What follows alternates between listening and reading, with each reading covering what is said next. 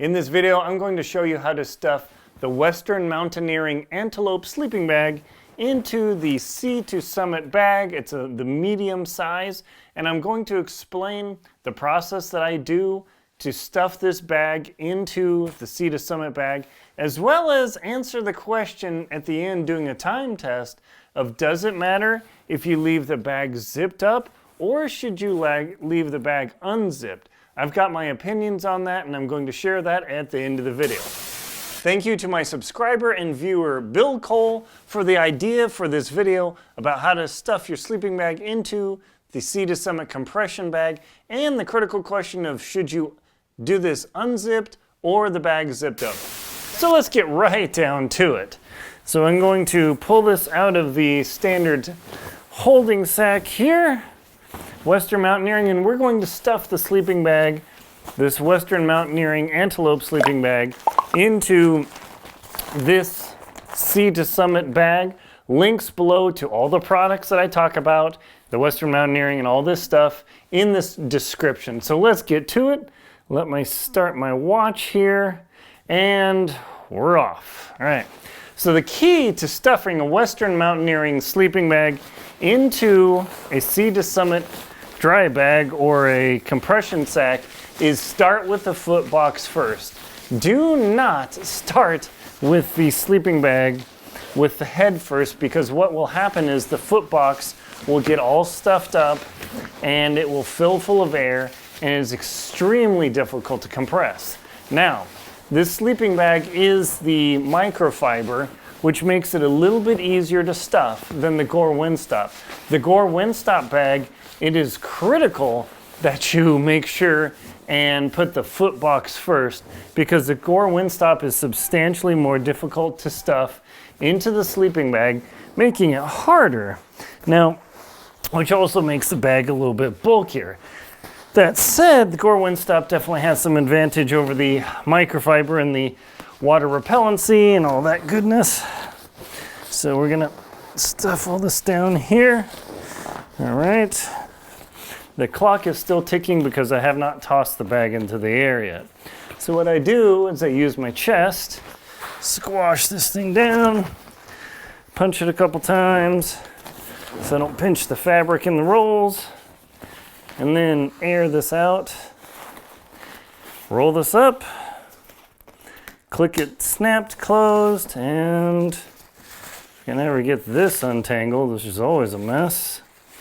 This takes more time than the actual stuffing. All right.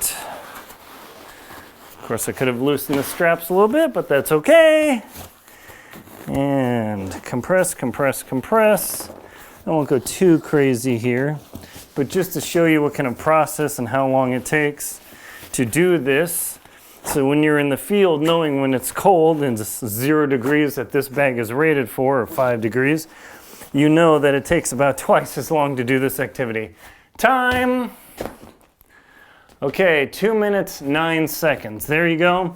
That's how long it takes me to stuff my zipped up microfiber Antelope or Western Mountaineering Antelope bag into this Sea to Summit compression sack that is supposed to be waterproof.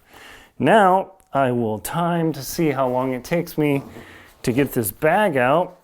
And remember, stay for the end of the video for me to explain why I use one method of staying zipped versus not zipping the bag when I'm stuffing it into the Sea to Summit bag. All right, I'm gonna take this thing out.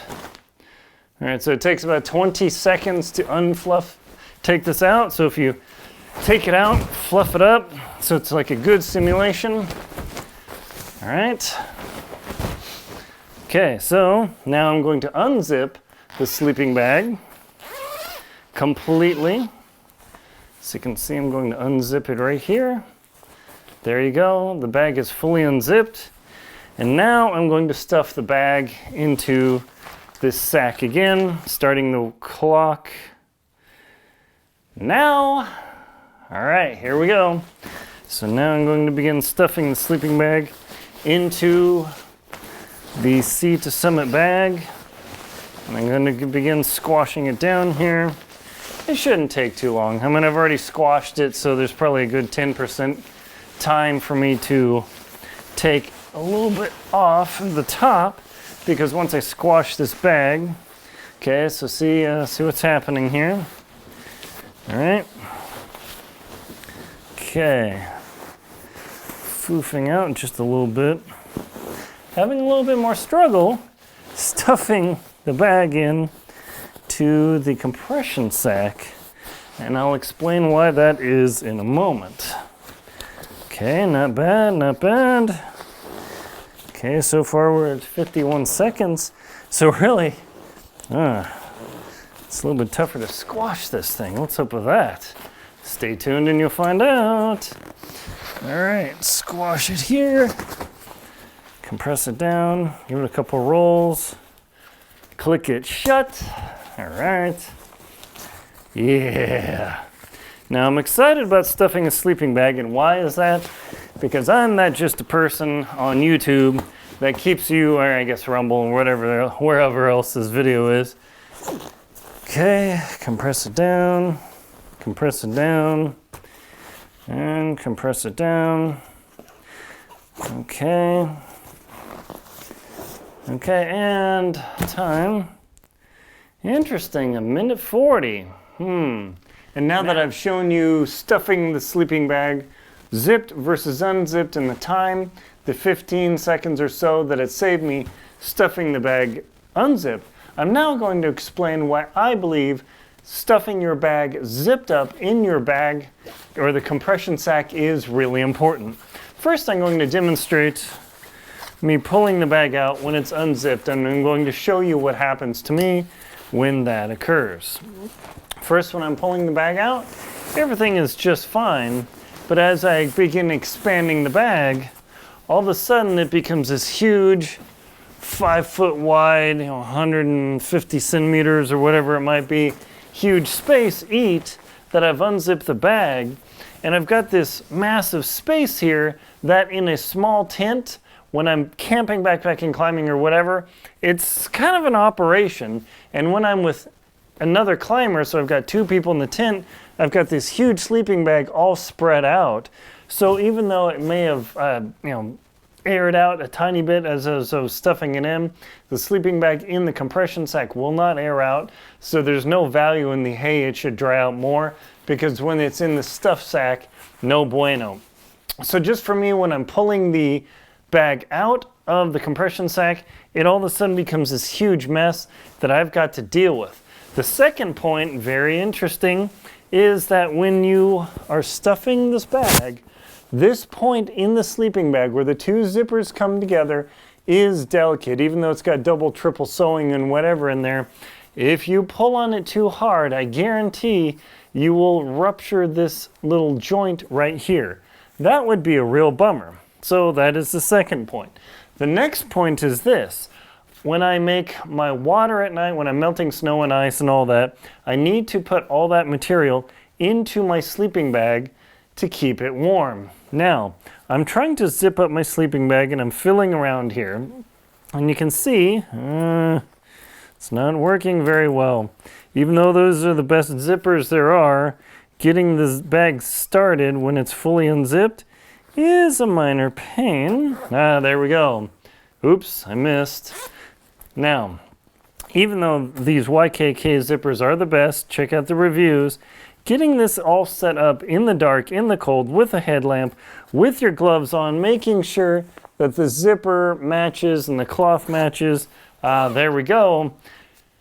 I'm warm, I'm comfortable, it's 68 degrees in here, 20 degrees C, and I'm already struggling with that zipper. So that's the next point is, do you really want to be struggling with your zipper at night, in the cold, in the dark, with a headlamp, with your gloves on? No, you don't. So that is another third factor, is I don't want to be messing around with the zipper at night. The next factor is when I'm ready to, I've got my water in here, I'm all ready to get going and get into bed, is I will unzip the bag only as much as I need to. I do not unzip it all the way. I leave it about this close. That's about 1.5 feet, maybe 45 centimeters or thereabouts. And I wriggle into the bag without pulling on the zipper too hard, and I simply slide into the bag so that I have no problems, and I keep that heat in there, because if I get in the bag and I'm trying to lean over and awkwardly start the zipper, forget that, man. Not enjoyable at all. The only time I ever fully unzip, or actually I don't even fully ever unzip my bag, is when I'm drying it out. Check out my link below to how to dry your sleeping bag out. Is I will unzip it almost here, and then I will unstuff the foot box to dry it out. So really, I don't ever unzip my sleeping bag because this double zipper is a pain to deal with. And one of the most critical points, this is what you've been waiting for the whole video, the most important reason why I don't stuff my sleeping bag unzipped is because when I pull it out and it's all open and glorious, if it's raining, snowing, sleeting, sneezing, steaming, whatever-ing in the air, and you have your sleeping bag totally open, what's gonna happen? Snow, sleet, rain, slush, crap is going to, hopefully I'm not allowed to say that on YouTube, is going to get into your sleeping bag where you're going to be sleeping. You don't want to do that. So whether it's a Gore Windstop or microfiber bag, if you leave the bag closed when you stuff it in the compression sack, the key thing is when you pull that bag out and it's cruddy weather, your bag is closed, the badness will hit the bag and ideally slough off a little bit, protecting the delicate inner to keep your naked little body warm in your sleeping bag. Critical point. You've got to remember not what's happening in the morning, but what's going to happen at 10 o'clock at night or 2 a.m. or whenever you get to your camp. You're going to pull this bag open, and what's going to happen to the bag in those unknown conditions you're going to encounter. And that's why I always stuff my bag into the compression sack, fully zipped up for those reasons, just because I want to protect my bag, protect the zipper, don't want to damage it, don't want to have to fiddle around with it, keep the mess and control and all the other greatness from that. That's my personal opinion, but I've been doing this for a long time. Hiking, camping, climbing, adventuring, polar expedition, whatever. So you do as you wish, of course, but those are the reasons I stuff my sleeping bag into the compression sack when it is ready to go and zipped. My name is Aaron Linsdau. I'm a polar explorer and professional adventurer. Please like and comment on the video and subscribe to the channel. Please also check out my books, Antarctic Tears, Lost at Windy Corner Adventure Expedition 1, How to Keep Your Feet Warm in the Cold, the 2024 Total Eclipse Guide, and my How to Tie Knots and Survival book. Also, please check out my shows, World Beyond and Antarctic Tears. Thank you very much for watching and enjoy your sleeping bagging.